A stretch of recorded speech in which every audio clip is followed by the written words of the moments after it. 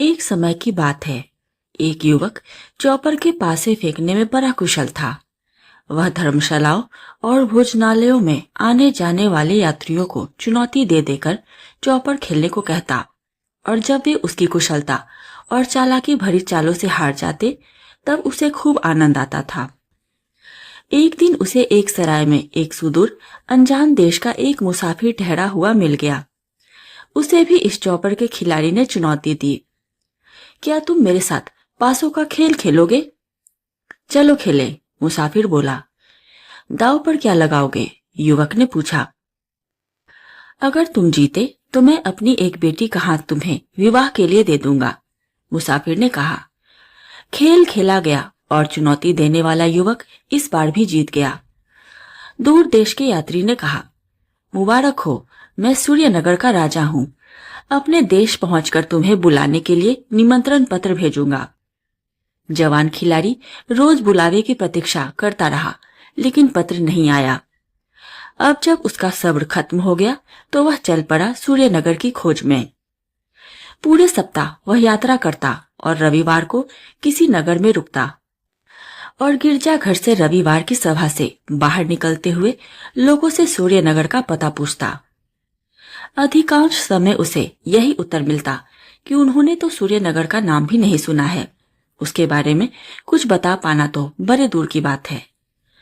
कई सप्ताह की यात्रा के बाद एक दिन जब वह एक नगर में रुका तो रविवार की सभा के बाद गिरजे से निकलते हुए एक वृद्ध सज्जन ने युवक से कहा, मुझे विश्वास है कि ऐसा राजा कहीं न कहीं जरूर रहता है, क्योंकि मैंने बचपन से उसके बारे में सुना है, लेकिन कहाँ किस तरफ यह मुझे मालूम नहीं।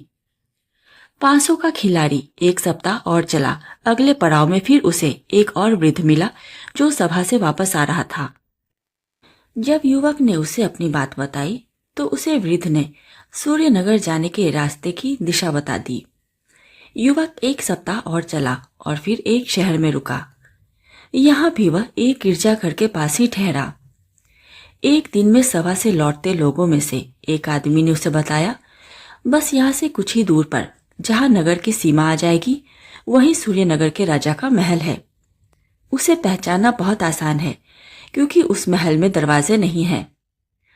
युवक हैरान होकर बोला, फिर मैं भीतर कैसे जाऊंगा? उत्तर मिला, मुझे क्या मालूम। हाँ, अगर तुम महल के बाहर के कुंज में छिपकर कुछ देर रहो तो हो सकता है कि कुछ पता चले, क्योंकि उस महल से 3 लड़कियां दोपहर के समय पास की बावड़ी पर रोज नहाने आती हैं। जवान खिलाड़ी महल के पास के घने कुंज में छिपकर बैठ गया। ठीक दोपहर में जब सूर्य बीच आसमान में चमकने लगा तब वहां 3 लड़कियां आई और बावड़ी में घुसकर पानी में खेलने लगीं। इधर कुंज में छिपे युवक ने सबसे सुंदर लड़की के कपड़े चुरा लिए। खेलने के बाद तीनों लड़कियां अपने कपड़े पहनने के लिए जब पानी के बाहर आई तो सबसे सुंदर लड़की के कपड़े गायब थे। दूसरी दोनों लड़कियां जल्दी मचाने लगी, जल्दी करो, हम सब तैयार हैं। तुम्हें देर क्यों लग रही है? जल्दी वापस चलो, एक ने कहा। मुझे अपने कपड़े नहीं मिल रहे हैं, तुम लोग थोड़ा ठहरो, जरा और ध्यान से देखो, जल्दी करो और आ जाओ, हम चलते हैं। यह कहते हुए वह 2 लड़कियां तो चली गईं, तीसरी लड़की रोने लगी। अब कुंज में छिपकर बैठा पासों का खिलाड़ी उछलकर बाहर आया और लड़की से बोला, अगर तुम मुझे सूर्यनगर के राजा के पास ले चलो तो मैं तुम्हें तुम्हारे कपड़े वापस दे दूंगा। आखिर तुम हो कौन? लड़की ने हैरानी से पूछा। मैंने अपने शहर में यहाँ के राजा को चौपर के खेल में हराया था और उसने अपनी बेटी की शादी मुझसे करने का वादा किया था, खिलाड़ी ने बताया। दोनों युवाओं ने एक दूसरे को ध्यान से देखा और मन ही मन एक दूसरे को पसंद करने लगे। अब लड़की बोली, मैं सूर्यनगर के राजा की बेटी हूँ और वे दोनों मेरी बहनें हैं। तुम मुझसे ही शादी करना क्योंकि मैं तुम्हें पसंद करने लगी हूँ, लेकिन मेरे पिताजी तुम्हारी आंखों पर पट्टी बांधकर मुझे चुनने को कहेंगे। तुम मेरे हाथों को छूकर मुझे पहचान लेना। यह देखो, मेरी यह छोटी उंगली थोड़ी सी कटी हुई है। इतना समझाकर वह उसे महल के अंदर अपने पिता के पास ले चली। महल में पहुंचकर युवक ने राजा से मिलने पर कहा, आप तो मुझे भूल गए, लेकिन मैं आपकी शर्त नहीं भूला। आप जानते ही हैं कि मैं आपके वादे के अनुसार आपकी बेटी से शादी करने आया हूं। ठीक है, कल तुम्हारी शादी हो जाएगी, लेकिन पहले तुम अपनी पसंद की लड़की चुन तो लो, राजा बोला। ऐसा कहकर उसने अपनी तीनों बेटियों को बुलाया। यह मेरी बेटियां हैं, इन्हें देख लो और पसंद कर लो। जिससे तुम शादी करना चाहो उसे चुन लो। फिर राजा ने खिलाड़ी की आंखों पर पट्टी बंधवा दी और बंद आंखों से लड़की को पहचानने को कहा। पहली लड़की खिलाड़ी के सामने आई। खिलाड़ी ने उसके हाथ छुए और बोला, यह मुझे अच्छी नहीं लगी। अब दूसरी बेटी को उसके पास लाया गया। मैं इससे भी शादी नहीं करना चाहता। सबसे बाद में जब तीसरी लड़की आई तो खिलाड़ी ने उसका हाथ भी टटोला और एक उंगली थोड़ी सी कटी पाकर बोला, आपकी यह बेटी मुझे पसंद है। शादी धूमधाम से हो गई। नए ब्याहे जोड़े को उनके कमरे में भेज दिया गया। जब आधी रात हो गई तो दुल्हन दूल्हे से बोली, मैं तुमसे प्रेम करने लगी हूं।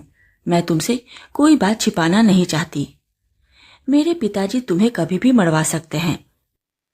आओ तब हम कहीं भाग चले, दूल्हे ने कहा। दोनों चुपके से अपने कमरे से निकले, घुड़साल में गए और एक एक घोड़े पर सवार होकर भाग चले। राजा को भी चैन नहीं था। उसे कुछ आहट लगी तो जाकर बेटी का कमरा देखा और जैसा कि उसे डर था वही हुआ। कमरा खाली पड़ा था। दूल्हा दुल्हन नदारद थे। वह सीधे घुड़साल पहुंचा। वहां भी दो घोड़े नदारद। अब राजा ने घुड़सवार सैनिकों का एक दल अपनी बेटी और उसके दूल्हे को पकड़ लाने के लिए भेज दिया। कुछ ही दूर जाने पर दुल्हन को घोड़े की टापों की आवाज सुनाई देने लगी और जल्द ही सैनिक भी दिखाई दिए। उसने जल्दी से अपने बालों से एक कंघी निकाली और जमीन पर फेंक दी। देखते ही देखते वहां एक जंगल उगाया जिसमें एक आदमी और एक औरत लकड़ियां बीन रहे थे। जब सैनिक वहां पहुंचे तो उन दोनों से पूछा, क्या तुमने इधर से एक नए जोड़े को घोड़े पर सवार जाते देखा है? उस आदमी और औरत ने कहा, हम यहाँ लकड़ियां बटोर रहे हैं। जब अंधेरा हो जाएगा तो घर चले जाएंगे। अब सैनिकों ने ऊंची आवाज में कहा, हम यह पूछ रहे हैं कि इधर से सूर्यनगर के राजा की बेटी और उसका दूल्हा गुजरे थे क्या? लकड़ियां इकट्ठी करते जोड़े ने उत्तर दिया, जब हमारा छकड़ा भर जाएगा तब हम घर चले जाएंगे। सैनिक परेशान होकर वापस राजा के पास लौट गए। राजा ने पूछा, वह भगोड़े मिले?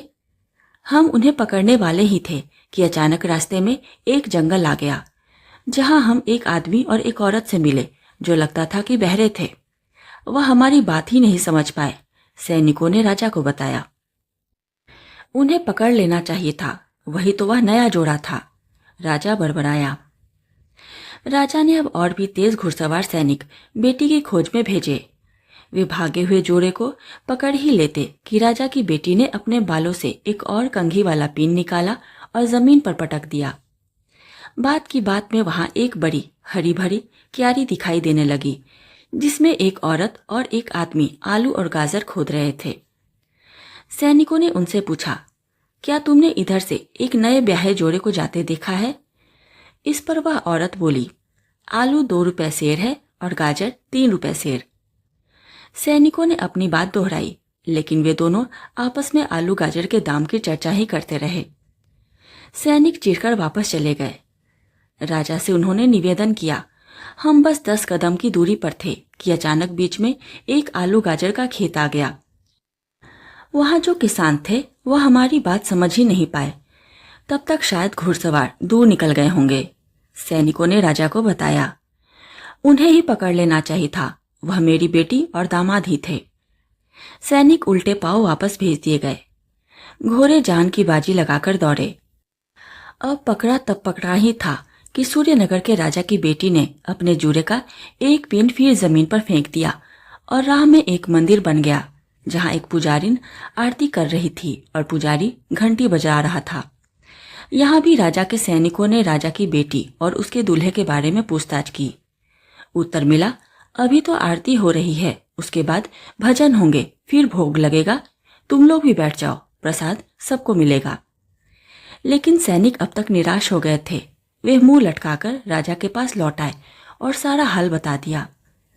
तुम्हें उन्हें पकड़ लेना चाहिए था, वही तो वह नया जोड़ा था, राजा चिल्लाया। हम पूजा करते लोगों को कैसे पकड़ लेते? सैनिकों का उत्तर था। अब सूर्यनगर के राजा ने भी कोशिश छोड़ दी थी। वह निराशा, हताश, उदास होकर महल के भीतर चला गया और पासों का चतुर खिलाड़ी एक बार फिर दाव जीत गया था और राजा हार चुका था। आशा करती हूँ ये कहानी आपको पसंद आई होगी। कहानी पसंद आई हो तो वीडियो को लाइक करें, शेयर करें और चैनल को सब्सक्राइब जरूर करें। धन्यवाद।